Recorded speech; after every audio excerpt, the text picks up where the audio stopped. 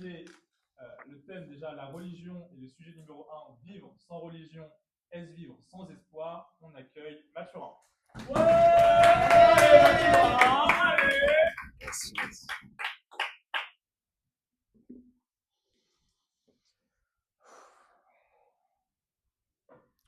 Chut. L'entendez-vous? Ce cri d'espoir. Sur son lit d'hôpital, il espère, il court, mais malgré tout, la faucheuse le suit. Le pèlerin de l'ombre, le voyageur du crépuscule croit. Il croit en l'étreinte du ciel, la caresse de la grâce, il croit en la rédemption. Il espère un dernier miracle, une dernière chance de rester avec ses proches, pleurant à son chevet. Dans la chambre d'à côté, il y a une femme, seule. Elle n'a jamais cru ni en Dieu, ni en une vie après la mort. Elle croit juste qu'elle va mourir, qu'elle va partir, et que ça sera fini d'elle et de toute sa vie. Toute sa vie, elle a vécu sans croire en l'invisible. Le céleste, les miracles, l'amour, elle ne s'y fie pas. Deux êtres et pourtant deux visions. L'un espère la grâce aux promesses de la foi, l'autre abandonne l'idée de vivre. L'un a l'espoir en la vie après la mort, l'autre attend son irrémédiable fin des fins. Mais tout d'abord, qu'est-ce que l'espoir? Vous savez, cette petite lumière, cette flamme qui, quand la pénombre s'abat, vous éclaire. C'est quand malgré toutes les misères de la vie, il y a là-bas, au fond du tunnel, un feu. L'espoir, c'est le phare des bateaux, celui qui nous appelle pour garder le cap. Je ne vous parle pas des petits espoirs du quotidien, mais bien de l'espoir d'une vie. Celui qui vous transcende et vous fait vibrer chaque matin. Ce qui m'amène à vous parler de la religion.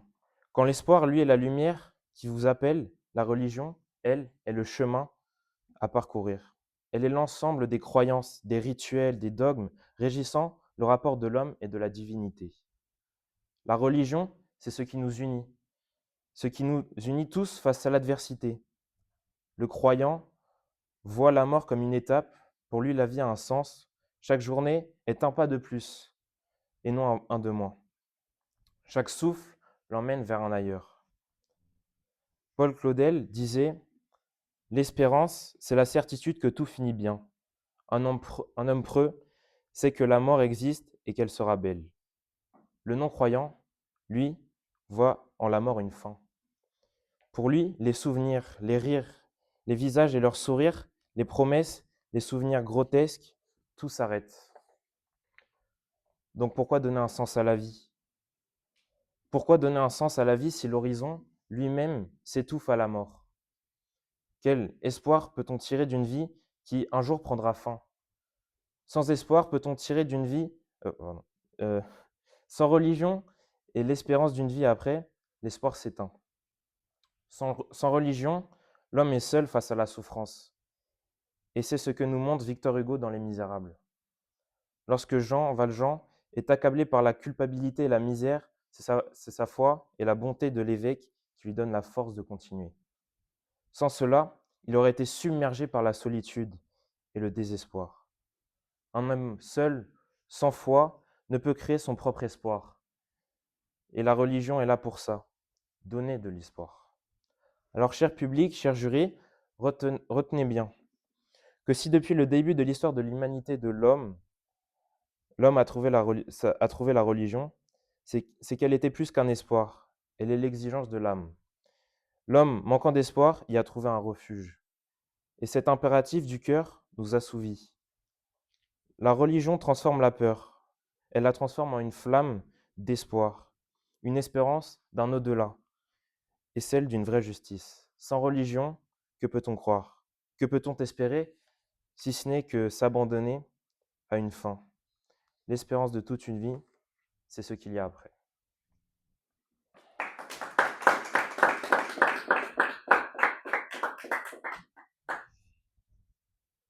Une question du contradicteur.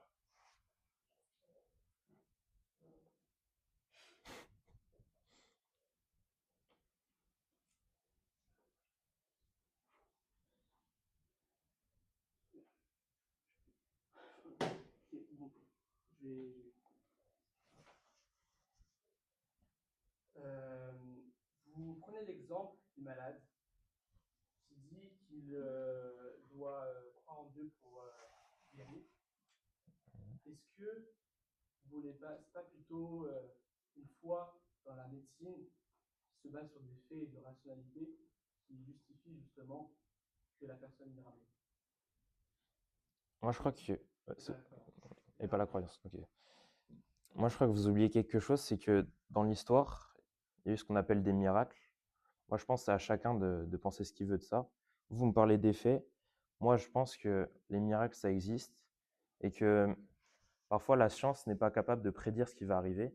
Donc, même si vous n'avez pas ce point de vue d'être, d'être quelqu'un qui croit en miracles, et même la science ne peut pas tout expliquer. J'ai pas d'exemple dans l'immédiat, mais je pense que vous pouvez en trouver assez facilement sur Internet.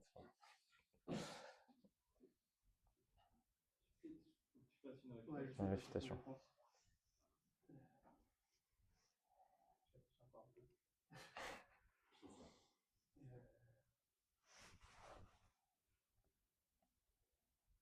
Tu peux partir sur autre chose. Non, mais ok. Mais espérer sans arrêt des miracles, est-ce que c'est justement croire en quelque chose de vraiment incertain et justement se tromper et se mentir à soi-même? Espérer sans arrêt des miracles, c'est avoir foi en une croyance, avoir foi en Dieu, c'est la foi pour moi. C'est la religion, c'est ça, espérer en des miracles. Espérer que des miracles arrivent, pour moi, c'est la définition même de la religion.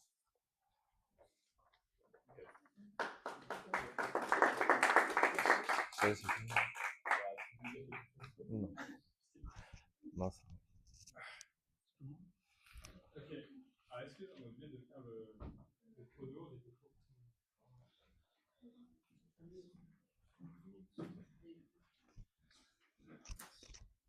Ok. Donc, pour les prochains, on vous appellera. Donc, sur toujours le même sujet, à la négative, on peut applaudir Valentin.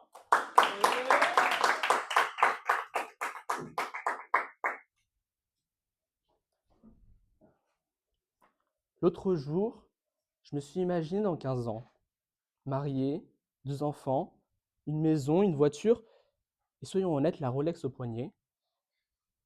Tout semblait parfait, jusqu'à ce que mon fils, du haut de ses 6 ans, me demande: Papa, qu'est-ce qu'il y a après la mort?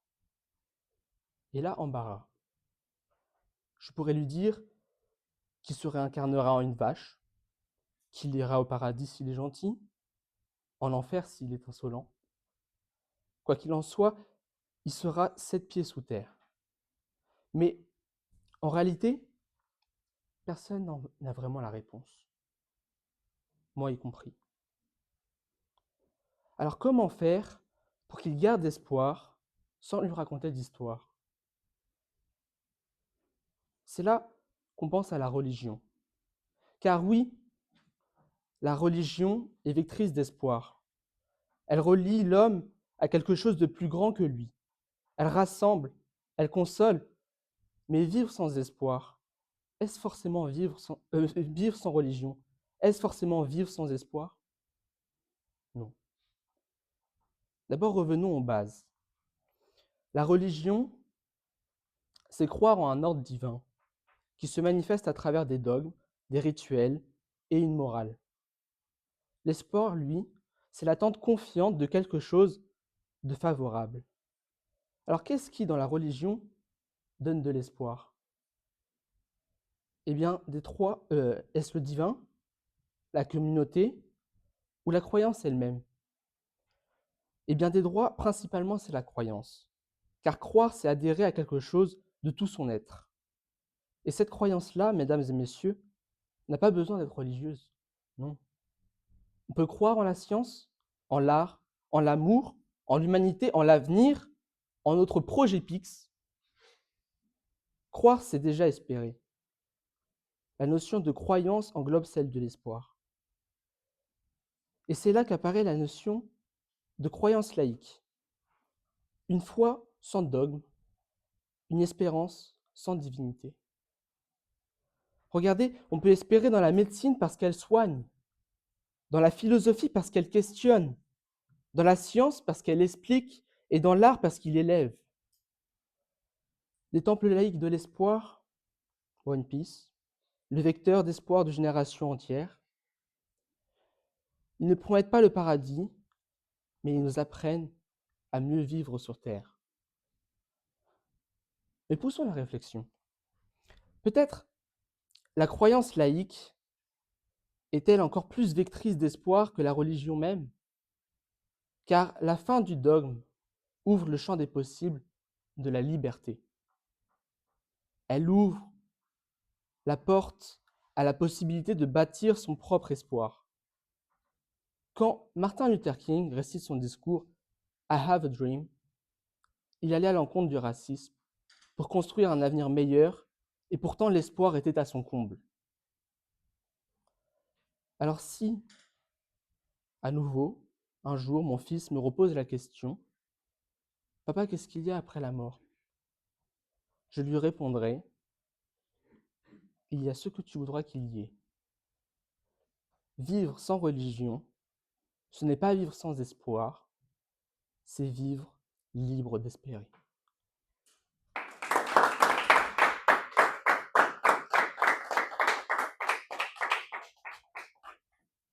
Alors, une question de la positive.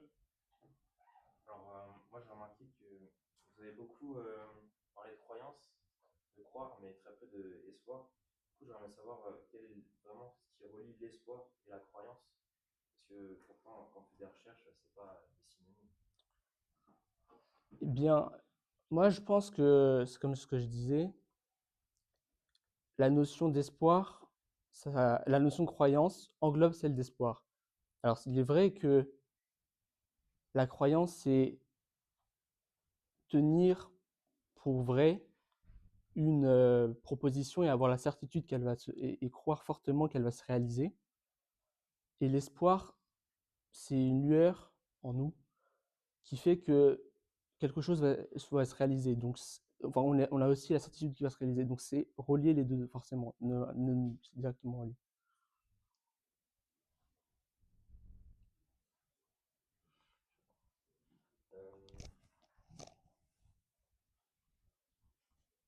Et donc pour vous, croire en quelque chose, ça éloigne tout d'une quelconque laïcité par rapport à un discours.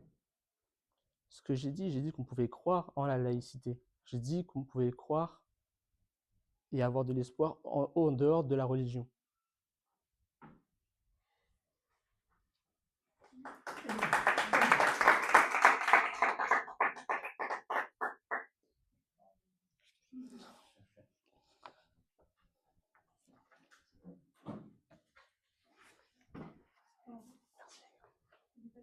Oui, pardon.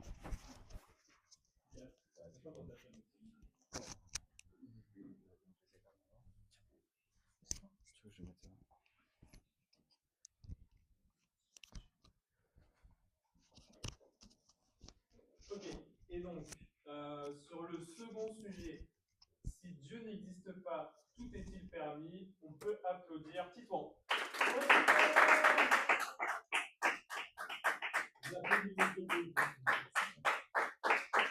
Allez, Titouan!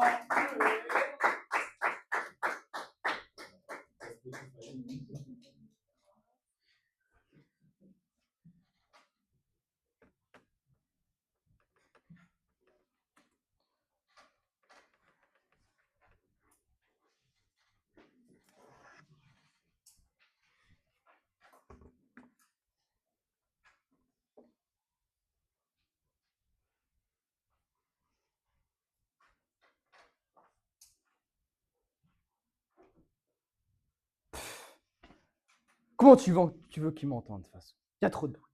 Écoute, écoute. Ils sont trop occupés à grignoter jalousement les quelques miettes qu'on leur a permis de manger. Écoute, regarde-les tous s'essouffler, à courir après le vent, après leur soi-disant rêve. Mais la coupe qu'ils veulent remplir est percée d'avance. Ici, Scylla dénonce le vide de sens de notre société. Les gens courent après le vent, mais ne le rattrapent jamais. Mais courir après le vent, c'est courir après sa vie.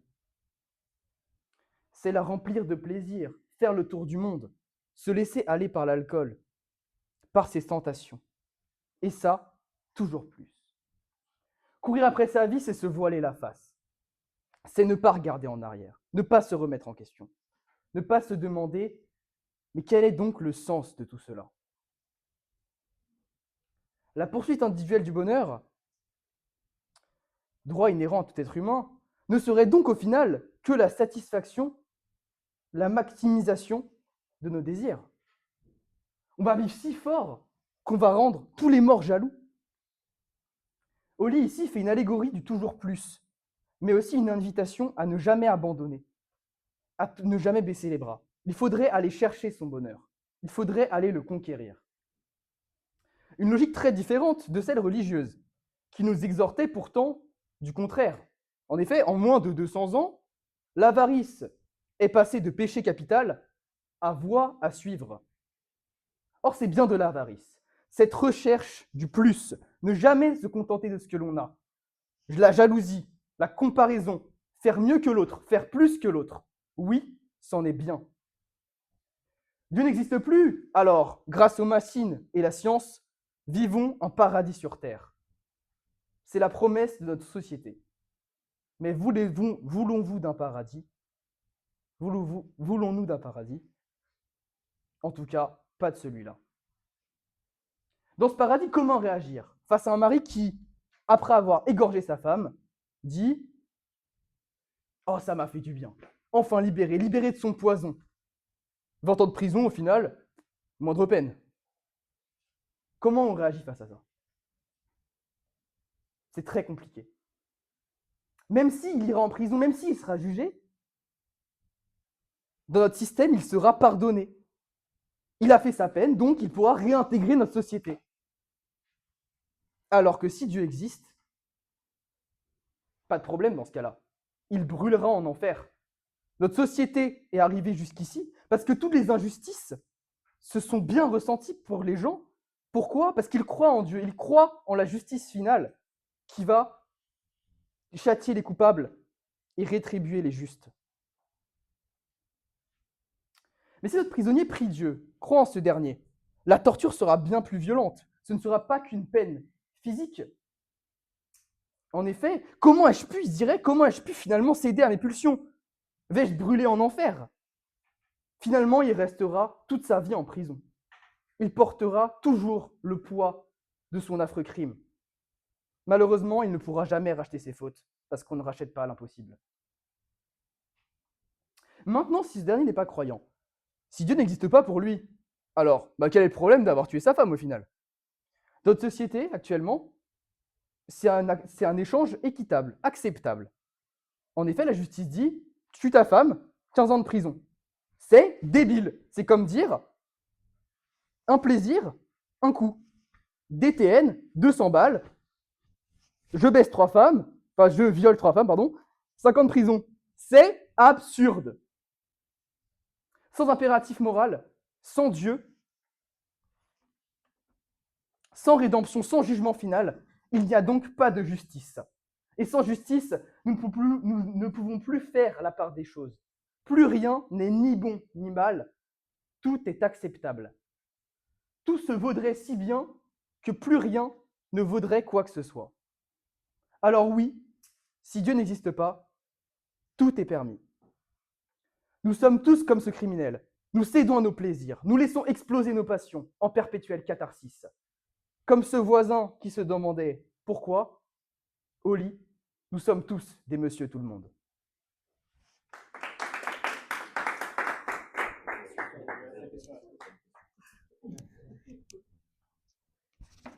Question du contradicteur. Si Dieu existe, pas de problème, il brûlera en enfer. Cela sont vos mots, monsieur. Mais cela a-t-il permis d'éviter toutes les violences sexuelles de l'abbé Pierre et de protéger les victimes à venir? Tout est-il permis? On parle moralement. Ok? Donc, quand vous prenez le fait que l'abbé Pierre a fait des choses horribles, alors du coup, ça veut dire que ce dernier ne croyait pas en Dieu. Et donc, au final, il est juste inscrit dans la société actuelle. s'il croyait réellement en Dieu, bah du coup, ce cas-là, cette personne-là sera comme le coupable que je vous ai décrit. Donc, le châtiment qu'il recevra sera absolument horrible, sera bien plus que la peine qu'il a eu. Bon, pour le coup, il est mort, c'est pas un bon exemple. Mais, finalement, il paiera le prix de ses crimes en enfer s'il croit en Dieu. Et s'il ne croit pas en Dieu, effectivement, comme vous le dites, c'est une injustice totale. Donc, pour lui, si Dieu n'existe pas, effectivement, ça n'a aucun sens. Et tout lui est permis. Si Dieu n'existait pas, n'y aurait-il pas d'innombrables vies qui auraient été épargnées en évitant les guerres de religion, où personne n'aurait plus de raison de se battre, car plus de croyances auxquelles se rattacher, et donc plus de raison de se battre.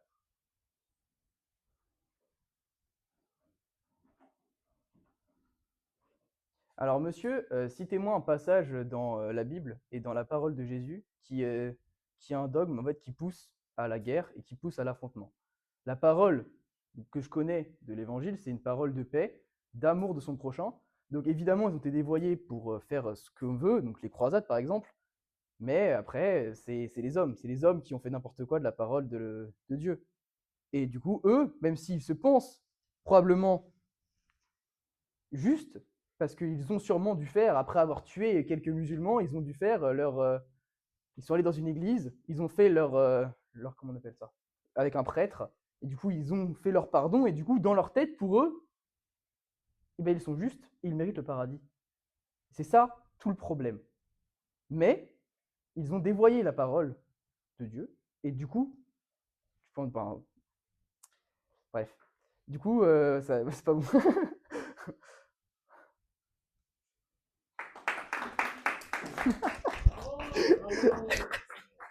Je suis le contresens total. Ah non.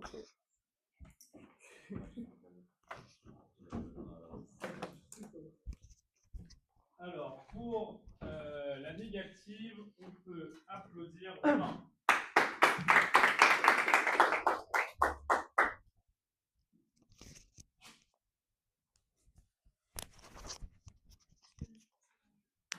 Quoi? C'est bon?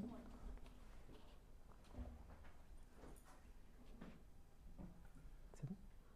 En écoutant votre propos, cher contradicteur, Dieu, c'est l'évangile. Mais il existe aussi la religion musulmane. Allah disait dans le djihad, dont 10 des 35 versets mentionnent les armes, et d'innombrables dieux romains, qui seraient bien vexés d'être ainsi réduits en un seul homme. La justice divine suffit-elle à arrêter la main meurtrière de Tsahal? Quel que soit notre pays, religion ou éducation, nous sommes tous horrifiés par la mort d'innombrables innocents. Ce consensus est la preuve d'une morale collective, indépendante de Dieu. Le maintien d'un bien conforme à cette morale est garanti par la justice et se révèle bien plus efficace pour réprimer les dérives humaines. On tente de vous persuader, mesdames et messieurs, que sans Dieu, tout serait permis, comme si sans la surveillance du ciel, l'homme devenait soudain un monstre. Mais qu'est-ce que cela dit de nous?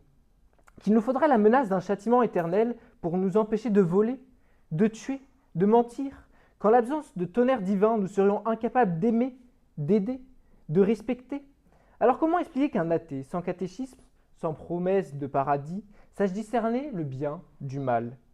Comment expliquer qu'un non-croyant puisse risquer sa vie pour en sauver un autre? Qu'un homme sans promesse de paradis, sans espoir de récompense, se jette dans le feu, dans les flammes, pour sauver un inconnu?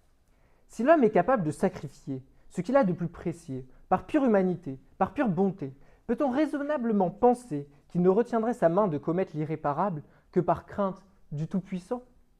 Non, ce n'est pas la peur du châtiment divin qui fonde la morale, mais la présence de la conscience. La morale n'est pas une chaîne imposée du ciel, c'est une lumière qui émane de la raison. Kant l'avait déjà compris. Agis uniquement d'après la maxime que tu puisses vouloir qu'elle devienne une loi universelle. Autrement dit, fais ce que tu pourrais souhaiter qu'on te fasse. Ce principe n'a pas besoin d'un Dieu pour exister. Il suffit qu'un être pense, qu'un être sente. Car c'est là, mesdames et messieurs, la véritable grandeur de l'homme. Il est capable de choisir le bien sans y être contraint. Il n'agit pas pour plaire à Dieu, mais pour être digne de lui-même. Sartre l'écrivait, « L'homme est condamné à être libre ». Cela ne veut pas dire qu'il peut tout faire. Cela veut dire que tout repose sur lui, ses choix, ses actes, ses responsabilités. Et si la morale n'était qu'une affaire de peur, comment expliquer ces gestes anonymes, silencieux, désintéressés, ces citoyens qui défendent la justice, ces scientifiques qui consacrent leur vie à soigner, ces inconnus qui tendent la main, sans demander au nom de qui? L'homme n'a pas besoin du ciel pour comprendre que le mal détruit et que le bien élève. Il n'a pas besoin d'un Dieu suprême pour savoir qu'il y a en lui une loi plus haute, la loi de la raison. Non, sans Dieu tout n'est pas permis, et c'est peut-être là, au fond, le plus bel acte de foi que l'homme puisse accomplir, croire en sa propre conscience. Certes, mesdames et messieurs, tous les hommes ne sont pas des saints, tous ne sont pas guidés par la seule lumière de la raison. Il y a en chacun de nous des failles, des tentations, des zones d'ombre. Mais c'est justement pour cela que l'humanité a inventé la société, pour que la morale individuelle ne soit pas un luxe réservé aux sages, mais une règle commune, écrite, partagée, défendue. Là, la religion promet le jugement dernier. La République, elle, a créé le code pénal. Et croyez-moi, il agit souvent plus vite. Et les faits sont têtus. Le World Value Survey montre que les pays les moins religieux, la Suède, la Norvège, le Danemark, sont aussi parmi les pays les plus pacifiques et les plus égalitaires. D'après l'ONU, les taux d'homicide est 10 fois inférieur à celui des nations où la religion rythme encore la vie quotidienne dans les pays fortement sécularisés. Le Japon, de son côté, ne prie pas un Dieu unique, mais respecte la vie comme une œuvre d'art. Là-bas, on s'excuse si on bouscule quelqu'un. On rapporte le portefeuille qu'on trouve par terre, preuve qu'on peut être moral, même sans craindre la foudre divine. Et si l'on doute encore, regardons le passé. 1572, la nuit de la Saint-Barthélemy, des chrétiens massacrent d'autres chrétiens. Au nom de qui? Du Christ. 1994, le Rwanda, 9 habitants sur 10 se disaient chrétiens et pourtant, près d'1 million d'âmes ont été massacrées. Alors non, la foi ne vaccine pas contre la folie. Parfois, elle la justifie. Voilà pourquoi les hommes ont choisi un autre arbitre, la loi, la justice, la raison collective. Hobbes et Rousseau l'avaient compris. Pour vivre ensemble, nous avons troqué les tables de la loi contre le contrat social. La justice, mesdames et messieurs, c'est la main ferme de la majorité morale qui retient la minorité violente. Parce que l'homme n'a pas attendu le ciel pour savoir que frapper, voler ou tuer est mal. Parce que la conscience, la raison et l'humanité suffisent à retenir la main du criminel et à guider le courageux. Parce que certains risquent leur vie pour en sauver d'autres sans promesse de paradis, sans peur de l'enfer, simplement par humanité. Oui, mesdames et messieurs, la peur du ciel n'a jamais été notre seule limite. La véritable force, celle qui bâtit le courage, protège les innocents et civilise nos sociétés, c'est la dignité humaine, et elle le restera.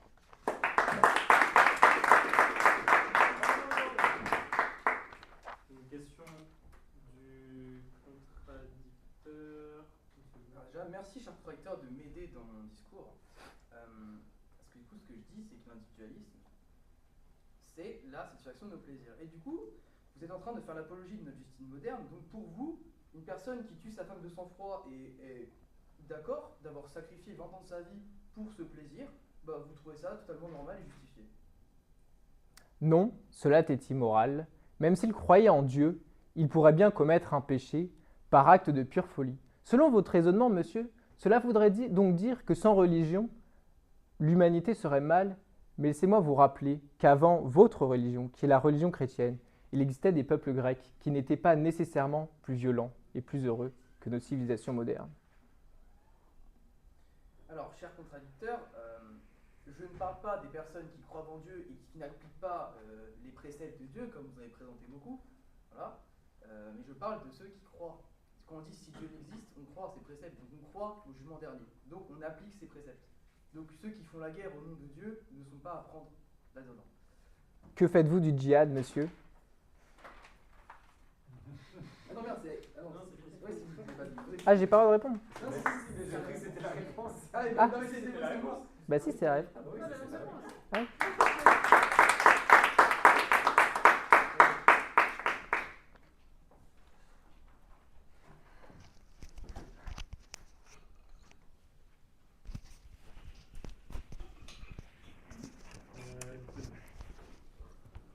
Ok.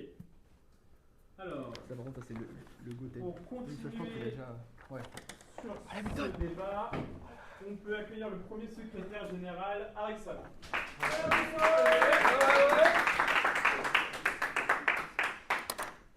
Je vais être plus poli que mes prédécesseurs et commencer par dire bonsoir chez les membres du jury. Je vais commencer par vous parler de ma personne. Une chose qu'on pourra vous dire sur moi, c'est mon amour viscéral pour la chanson française et sa poésie. Brel, Aznavour, Dalida, qui justement, dans une chanson du même titre, nous disait « Pour ne pas vivre seul, on fait des cathédrales où tous ceux qui sont seuls s'accrochent à une étoile. » Oui, vous me pardonnerez de pousser la chansonnette, mais cette phrase m'est apparue dans la tête dès que j'ai lu le sujet de notre débat. La religion, l'espoir et toutes ses conséquences. Car comme Dalida le dit, oui, la religion nous apporte cet espoir comme cette étoile dans le ciel, celle qui a guidé les rois mages vers le Christ Jésus, sans même qu'ils sachent vers quoi ils allaient. Elle nous donne une boussole dans la noirceur de la nuit. Elle nous donne dans un océan un radeau, ou non, même pas, l'image d'un radeau qui nous permet, malgré les torrents, de continuer à nager. Elle nous donne en plein désert un cap, une direction à suivre, que ce soit un oasis ou pas, peu importe, car grâce à elle, on continue d'avancer.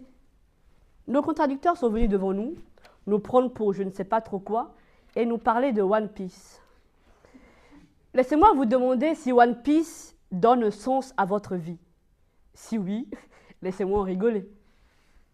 Laissez-moi vous demander si l'art, votre projet Pix ou la philosophie, encore la philosophie, ça reste dans la religion, mais si votre projet Pix vous aidera quand on vous dira que votre ami, votre meilleur ami est dans un lit alité et que la médecine à laquelle vous croyez, la science à laquelle vous croyez ne peut rien faire pour lui. Demandez au personnel médical et ils vous diront combien de personnes, même non croyantes, se retrouvent à regarder le ciel et à dire « Je ne sais pas si quelqu'un m'écoute là-haut, mais je t'en prie, sauve mon frère, sauve mon père, sauve ma mère. » Demandez-leur et on vous dira les chapelles posées dans les hôpitaux, combien de personnes qui, avant, n'avaient jamais mis pied devant une croix, se retrouvent perdues, malgré eux, attirées par une sorte d'élan vers cet espoir que nous apporte la religion. Car quand on est dénué d'elle, on se sent seul, sans cap, sans but, avec sa propre personne uniquement. Imaginez vous retrouver dans une fosse de lion, tout seul, et ne pouvant compter que sur vous et sur vous-même. Personnellement, cela me fait très peur. Cela m'effraie même. Mais bon, on va essayer de faire l'exercice. Disons-nous que Dieu n'existe pas. Et donc, je n'ai plus d'espoir. Ou en tout cas, je n'ai plus rien pour me guider. Je me retrouve avec moi et moi seul. 2 jambes, 2 mains, 2 poings. Parce que oui, c'est tout ce qui me reste. Parce que si tout espoir est perdu, je vais devoir m'en sortir comme je peux dans ce gouffre qu'est la vie. Je vais devoir me battre avec tous les moyens dont je dispose pour pouvoir m'en sortir. Et là, on va me dire que je vais devoir m'handicaper d'une pseudo-morale érigée en maxime par un penseur éclairé de je ne sais quel siècle, ou devoir me confondre de tels codes d'honneur ou de tels modes de conduite. Je suis désolé. Vous êtes venus aujourd'hui nous parler d'un monde où les gens bravent le feu, où les gens ne sont que bonté et où l'homme aide son prochain. Caramel, bonbons et chocolat. J'aimerais vivre dans votre utopie, mais ouvrons les yeux. Ce n'est clairement pas le cas. Aujourd'hui encore, même sous la menace de l'enfer éternel, de la damnation dans un feu, pour l'éternité, les hommes tuent et font du mal. Alors, imaginez, avec le nombre de croyants qu'il existe, si cette menace disparaissait. Croyez-vous que nous allons tout d'un coup devenir des agneaux tout doux et tout gentils et nous allons nous susurrer des trucs à l'oreille? Romains 8, verset 28, nous dit ceci. « Car nous savons du reste que toute chose concourt au bien de ceux qui aiment Dieu. » Laissez-moi y répondre à cela. À la différence de saint Thomas, je crois, moi, sans avoir vu.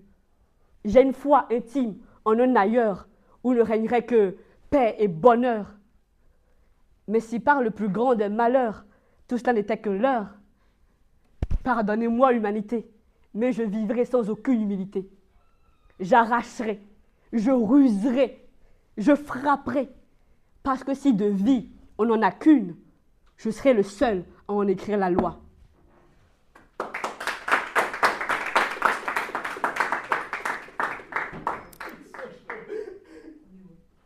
Cher contradicteur, vous avez pris l'exemple tout à l'heure d'une personne en situation de maladie.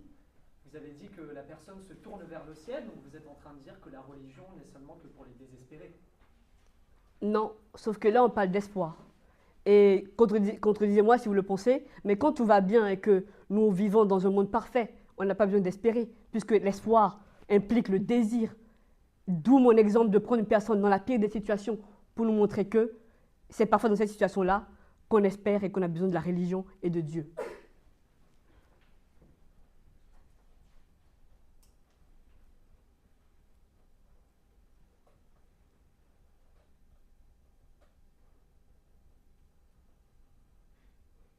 Je peux partir sur un autre point. Cher contradicteur, vous avez pris l'exemple au début de Dalida. Vous utilisez une œuvre, vous utilisez cet artiste en l'érigeant comme un argument solide, mais de l'autre côté, vous dégradez One Piece, qui est une autre œuvre. Je ne comprends pas. Alors qu'on soit clair et qu'on fasse une distinction des choses. Je cite Dalida pour illustrer cette parole d'une personne qui, dans le désespoir, considérait les cathédrales comme un lieu de refuge pour les pauvres. Donc c'est plus un exemple qu'un vrai argument, au contraire de votre confrère qui nous a érigé One Piece en croyance. Je suis désolé, One Piece ne me sauvera pas la vie, One Piece ne me permettra pas d'avancer, One Piece ne me donnera pas le feu qu'il faut pour subsister dans ce monde de brutes.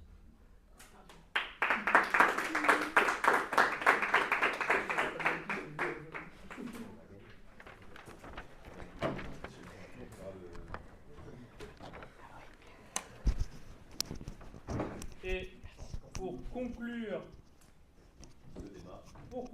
ce débat, en dernier secrétaire général, un tonnerre d'applaudissements pour Azel.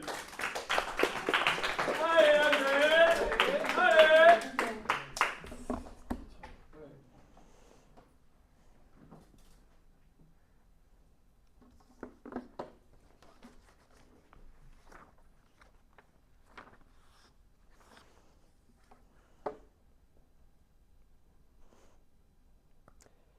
On m'a confié ce soir un rôle d'une importance capitale, le rôle de secrétaire général.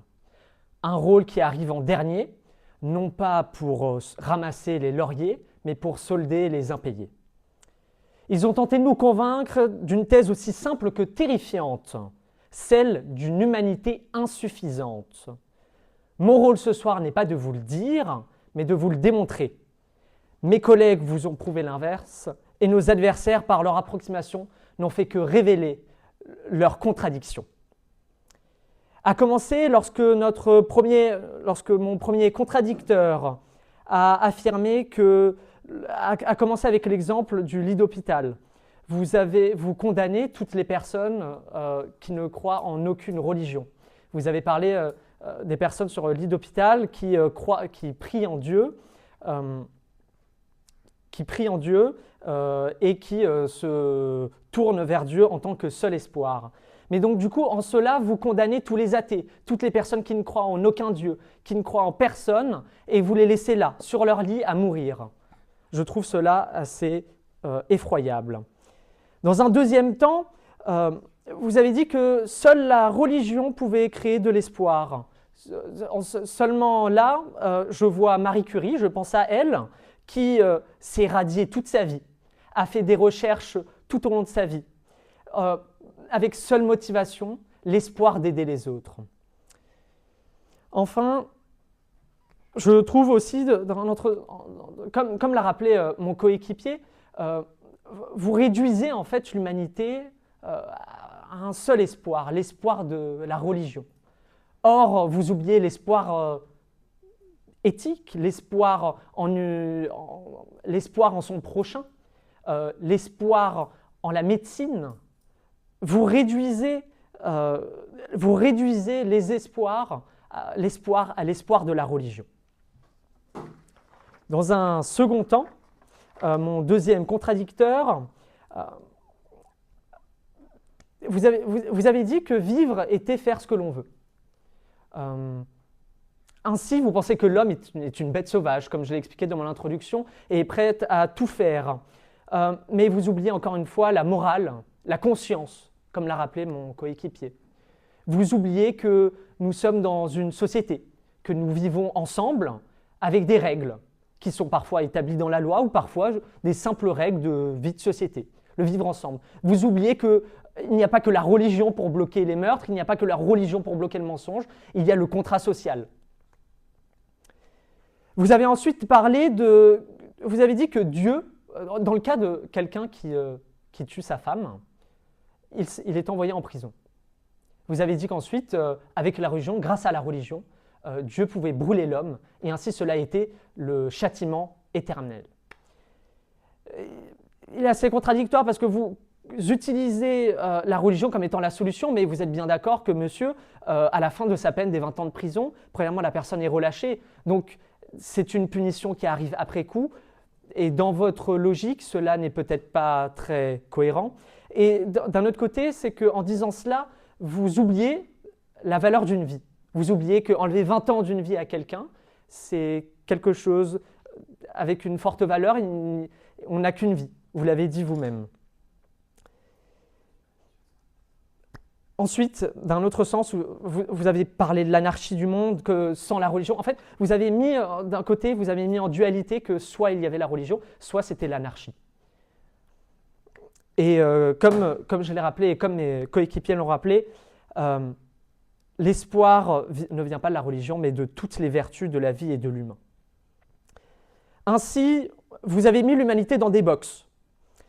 Vous, contradicteurs, vous avez requis la peine maximale. Votre crime, vous la respirez par elle-même. Sa circonstance aggravante, bâtir sa morale sans consulter le ciel. L'accusation a été sévère, mais les preuves ont été manquées. Ils ont tenté de nous faire croire que l'espoir laïque était vain, mais ils ont oublié la science, l'art, le progrès. Ils ont tenté de nous faire croire que la morale sans Dieu n'était que le chaos. Mais vous avez oublié le droit, la conscience et la simple nécessité de vivre ensemble. En réalité, l'humanité n'est pas coupable de son autonomie, elle en est responsable. Elle est responsable de son espoir, elle est responsable de sa morale. Et c'est pourquoi, Madame, Monsieur le jury, cher public, non seulement il n'y a lieu de la condamner, mais il y a tout lieu de l'admirer.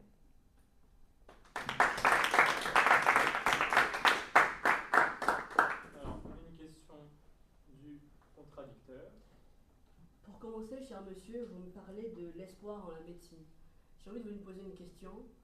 Lorsqu'une personne est sur le lit d'hôpital et que les médecins disent à sa mère, un enfant est sur le lit d'hôpital, que la médecine dit à sa mère, il n'y a plus rien à faire, on ne peut qu'attendre, et donc la médecine a atteint ses limites, sur quoi voulez-vous que cette personne fonde son espoir? Je pense que oui, effectivement, une personne en situation de morte soudaine a raison de ne plus avoir d'espoir. Il y a malheureusement parfois des cas où oui, la personne est à 2 doigts de mourir et bientôt est en fin de vie. Et parfois, même espérer ne servirait à rien, en fait, il suffit juste d'accepter son sort. Donc parfois, j'ai envie de vous dire, oui, en fait, il ne sert à rien en fait, d'espérer, dans certains cas. Ok, vous venez de mettre une croix sur l'espoir dans votre réponse, mais soit on va passer au deuxième volet. Vous êtes Clément. Alors vous fondez votre deuxième argument sur l'humanité et en ses valeurs intrinsèques, au-delà de la religion. L'humanité qui, en Inde, a le système de caste et donc de domination des gens sur d'autres. L'humanité qui, au Bénin d'où je viens, est OK pour brûler des voleurs lorsqu'ils sont attrapés sur le fait. L'humanité qui, il y a quelques années, donne un prix à une personne comme moi. Pensez-vous donc que cette humanité-là est vraiment digne de moralité sans que Dieu veuille y intervenir? Mais monsieur, vous oubliez que l'humain a évolué. Je peux vous parler des Lumières, ces penseurs qui ont combattu l'obscurantisme et qui ont essayé d'éduquer les humains et de leur prouver que grâce à l'éducation, grâce à la raison, on pouvait devenir de meilleurs humains. Donc oui, effectivement, l'humain a fait des erreurs, de grosses erreurs dans le passé, mais l'humain évolue et tend à s'améliorer.